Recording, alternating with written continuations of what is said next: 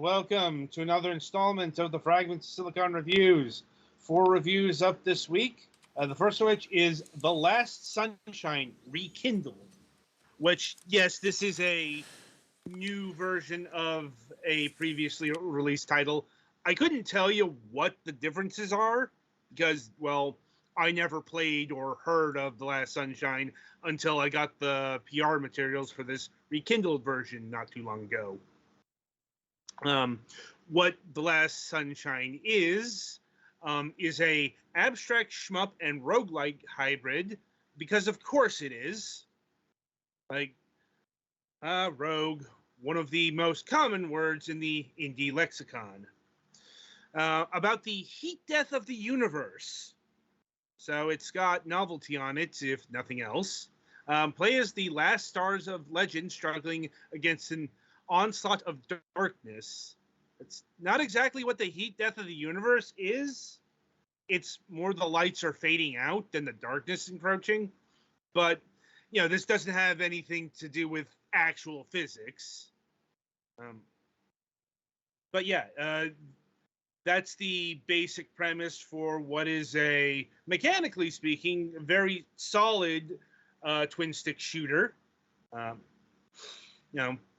It's level and progression based like that, and it's also a rogue light, not a rogue like.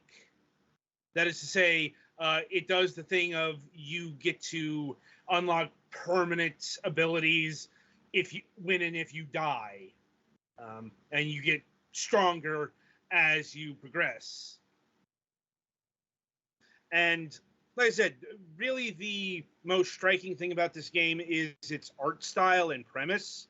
It's completely abstract, but the game really looks nice and in keeping with both a twin stick shooter and a roguelike is fairly challenging.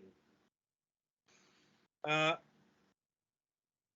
being said, I did not play this game for nearly as long as I was expecting to or wanted, mainly because, I was having stability problems. Looks like Petty is faring better than I was, but... Granted, my computer can run laps around yours, but yes. That wasn't the problem I was having, though. Problems. It wasn't really... the only performance... issue I had was one of the bosses had so many projectiles on screen. Yeah, that hit some lag spikes. Otherwise, I was fine. Which is always hit or miss when it comes to Unity games.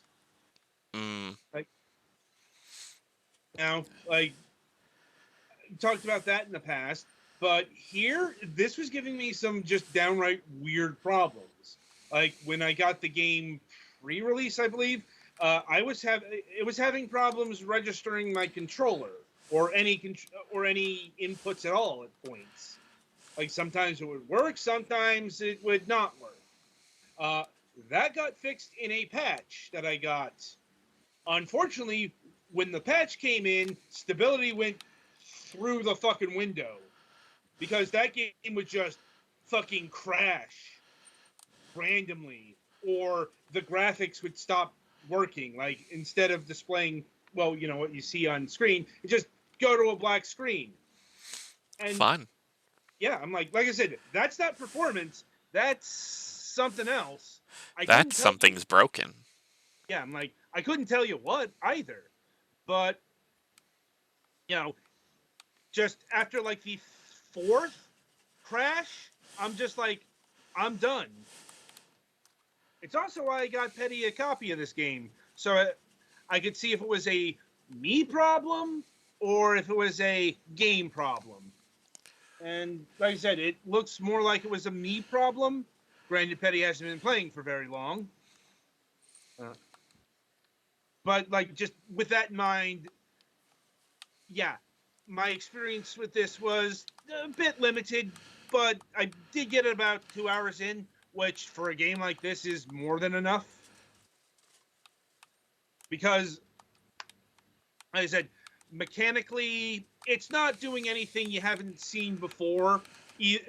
in either rogue terms or twin stick shooter terms, the appeal here is definitely the aesthetical values, and perhaps the mashup of the two. But I think I can say safely that this is not the first time that bullet hell or twin stick shooters and roguelikes have been mashed together. Probably not even like the 500th time in terms of indie games. Look, indie games are just as susceptible to trends and derivatives as anything else. It's like the uniqueness is more in the presentation sometimes, and that's definitely the case here. Um, and other elements that have been added are forge and crafting. That is to say, you get to change weapons. You can carry 3 weapons. Your defaults are basically a machine gun and a shotgun of mid-sized projectiles. And you could have those at the same time, it looks like, or yeah, you can have 2 of those.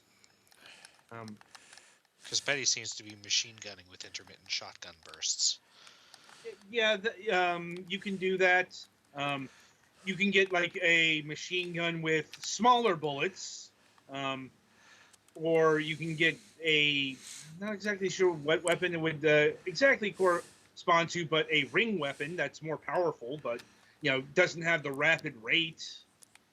So, and ring, it does ring as in shoots whole rings straight forward, yeah. or ring as in shoots in an entire ring around you?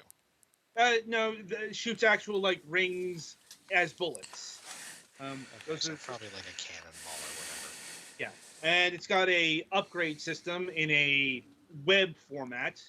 That is, the skill tree is like all around you, and it spindles out like a spider web.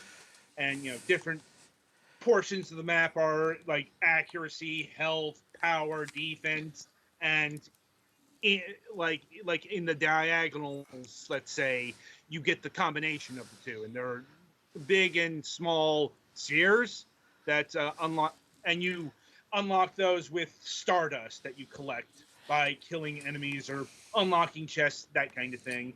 And finally, you've got the runes, which provides you with either an upgrade or a trade-off. That is to say, you get an upgrade, but it downgrades something else. Like you get bigger bullets, but perhaps they're slower. Sorry, I'm still trying to get over trying to figure out if the skill tree is significantly different from the sphere grid. I couldn't tell you exactly. All I know is in Final Fantasy X. yeah, all I know is you don't fight enemies when unlocking shit there. Like, and really, that's about the meat and potatoes of the game. Also, being a roguelike, things will be randomized. Like, one good example was one time I loaded up and, oh, hey, there's the boss door right by me. And, yeah, that didn't go well. No. Yeah, usually when that happens, you want to just, like, mark it down and come back when you're stronger. Mm-hmm. Yep. And let's see. The music is done in like entirely minor key piano chords. Really nice stuff. But maybe a bit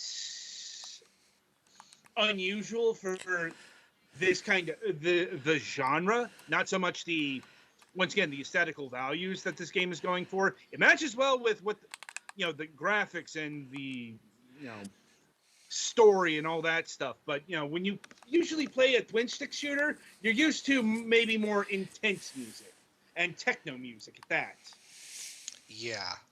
So like I said, it's doing a completely different thing there.